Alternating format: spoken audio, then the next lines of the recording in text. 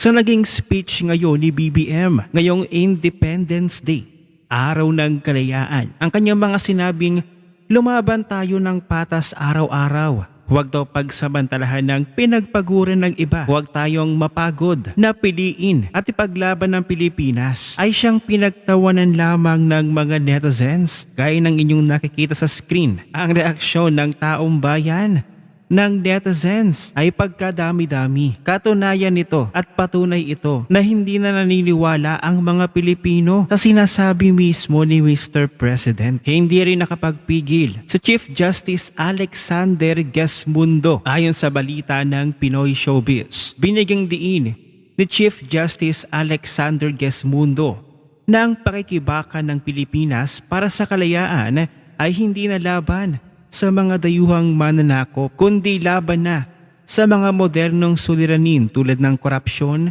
kahirapan, kawalan ng katarungan at pang-aabuso sa kapangyarihan. Dagdag pa niya, ang tunay na kalayaan ay hindi lamang mula sa pananakop, kundi mula rin sa gutom, kahirapan, pangamba, pang-aapi, korupsyon, pandarambong at kawalan ng katarungan. Sa madaling salita, korupsyon at abuso sa kapangyarihan ang bagong hamon ng kalayaan. Ayon mismo ito kay Chief Justice Alexander Gesmundo. At ito pa ang malutong na pahayag ni Vice President Sara ngayong araw ng kalayaan na pilit ibinabato ng mga kakamping at loyalista na gustong kunin ni Vice President Sara ang pwesto ni BBM bilang Pangulo. Heto ang kanyang sagot. So, I am the constitutional successor, no? I am the next in line ayon sa ating constitution. Yes. At meron akong sinumpaan noong ako ay nag-assume ng Office of the Vice President. At nakalagay doon that I will preserve and defend the Constitution. So, wala sa aking mga kamay ang pagsasagawa ng extra constitutional means, no? To overthrow the current administration. At hindi ko din gusto yon. Hindi ko gusto agawin yung posisyon ni Bongbong Marcos. Gusto ko makita ng taong bayan hanggang sa dulo kung gaano ka walang hiya si BBM. Narinig niyo yun. Gusto ni Vice President Sara na makita ng taong bayan hanggang dulo kung gaano kawalang hiya si Mr. President BBM. Well, nung 2023 pa lamang, VP Sara, ay kitang-kita na ng taong bayan kung gaano kawalang hiya ang iyong tinutukoy na si Mr. President. Nako, sigurado si Auntie mo, Claire. Maha-high blood na naman sa sinabi ngayon ni VP Sara. At sigurado, naghahanda na yan ng kanyang sasabihin. Laban na naman kay Vice President Sara. At ayon pa kay Vice President Sara, ang korupsyon ay hindi lamang tungkol sa pagnanakaw ng pera. Ninakaw din nito ang ating kalayaan. Ninakaw nito ang ating oportunidad. Ninakaw nito ang ating dignidad, maging ang ating pag-asa. Kaya to, patama na naman kay Mr. President ni Vice President Sara. Panoorin natin. We fought for our sovereignty against foreign invaders. But sovereignty is not lost only to those who come from foreign shores. Nawawala rin ito sa tuwing ang serbisyo publiko ay nagiging pribadong negosyo. Kung ang mga opisyal ng gobyerno ay sindikato Ayun, sa sindikato. pagnanakaw ng pera Totoo. ng bayan. Every peso stolen from the people's treasury Nako. steals a child's freedom from hunger. Ayun, kagutuman. It steals a student's freedom from illiteracy or substandard education. Ayun. It steals a patient's freedom to obtain quality healthcare. It steals a worker's freedom to earn a decent living.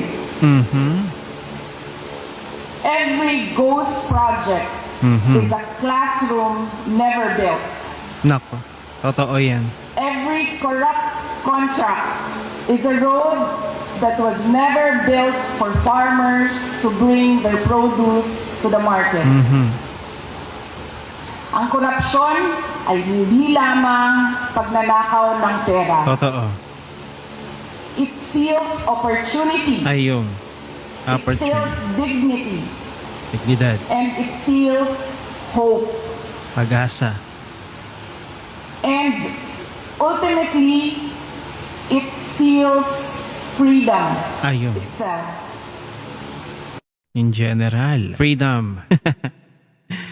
Ang laki ng nagagawa, ang laki ng epekto ng korupsyon sa ating bayan. Ito ang naisiparating ni VP Sara. Maraming naapektuhan ang sambayan ng Pilipino sa korupsyon ngayong Marcos administration. Hindi ba? Sa bawat pagtataksil ng ilang opisyal sa kanilang sinumpaang tungkulin, lalo lamang nabaon sa kahirapan at kawalan ng hustisya ang maraming Pilipino habang nilulustay ng mga tiwaling lingkod bayan ang kaban ng bayan at nilalapastanganan ang diwa ng ating saligang batas, ay nagdurusa dito ang ating mga kababayang Pilipino. Ang laban ng ating panahon ay hindi laban ng armas sa kapwa Pilipino ha. Ngayon, ang digmaan natin ay laban na sa korupsyon, sa pang-aabuso, sa kawalang pananagutan at kawalang hustisya. Sa gitna ng mga tumataas na gastusin, kakulangan ng oportunidad at lumalawak na agwat ng mayaman at mahirap, hindi maaaring manatiling tahimik ang sambayanan. Ang katahimikan sa harap ng mali ay nagiging pahintulot